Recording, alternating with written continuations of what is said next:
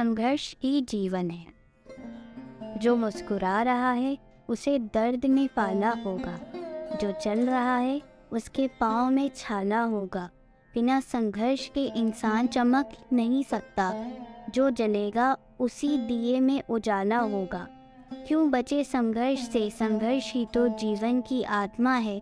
जितना कठिन संघर्ष होगा उतनी ही शानदार जीत होगी।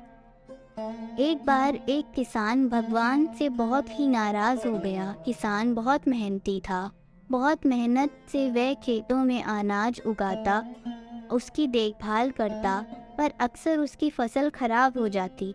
कभी सूखा पड़ जाता, कभी बाढ़ आ जाती, कभी तेज धूप, कभी आंधी, कोई ना कोई कारण बन ही जाता कि उसकी फसल खराब हो जाती। एक दिन वह किसान गुस्से में आसमान की ओर देखकर भगवान से कहा, हे ईश्वर, आपको लोग सर्वज्ञता मानते हैं कि आप सब जानते हैं, कहते हैं कि आपके इच्छा के बिना एक भी पत्ता ही नहीं हिलता, पर मुझे तो लगता है कि आप छोटी सी छोटी बात भी नहीं जानते। आपको तो ये भी नहीं पता कि खेती बाड़ी कैसे करते हैं। अगर आप जानते होते तो हर समय जो बाढ़, आंधी और तूफान आते हैं वो कभी नहीं आते। आप नहीं जानते कि कितना नुकसान उठाना पड़ता है हम किसानों को। यदि आप मेरे हाथ में ये शक्ति दे दे कि जैसा मैं चाहूँ वैसा ही मौसम कर दो, फिर आप देखना मैं अन्य के भगवान इस किसान के तीखे वाक्य सुनकर मुस्कुरा रहे थे और वे किसान के सामने प्रकट होकर बोले, मैं आज से तुझे ये शक्ति देता हूँ कि तुम अपनी खेतों पर तुम्हारी जैसी इच्छा हो तुम वैसा मौसम कर दोगी।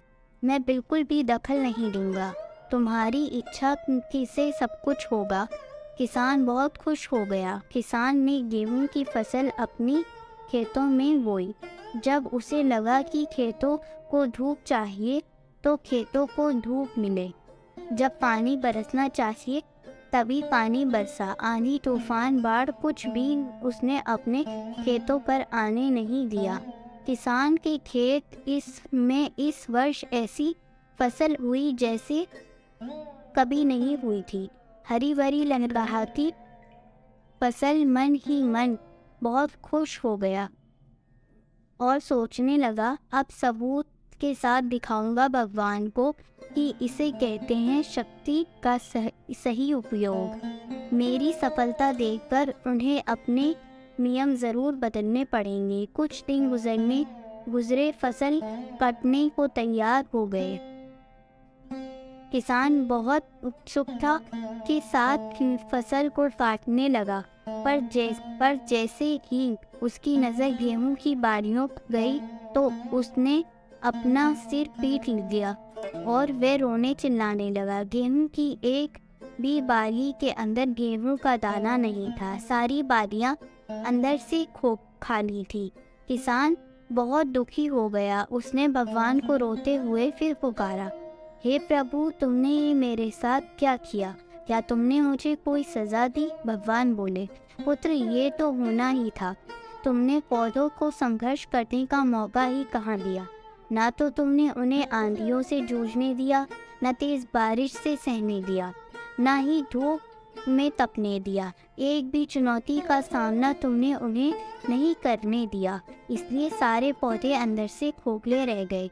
जब आंधी, तूफान, तेज़ बारिश और धूप पड़ती है तभी ये पौधा अपने अस्तित्व को बचाने के लिए संघर्ष करते हैं और इसी संघर्ष से एक बल पैदा होता है जिसमें शक्ति होती है, ऊर्जा होती है, और यही ऊर्जा फूटी तेरे गेहूं के दानों की तरह जो नहीं फूटी।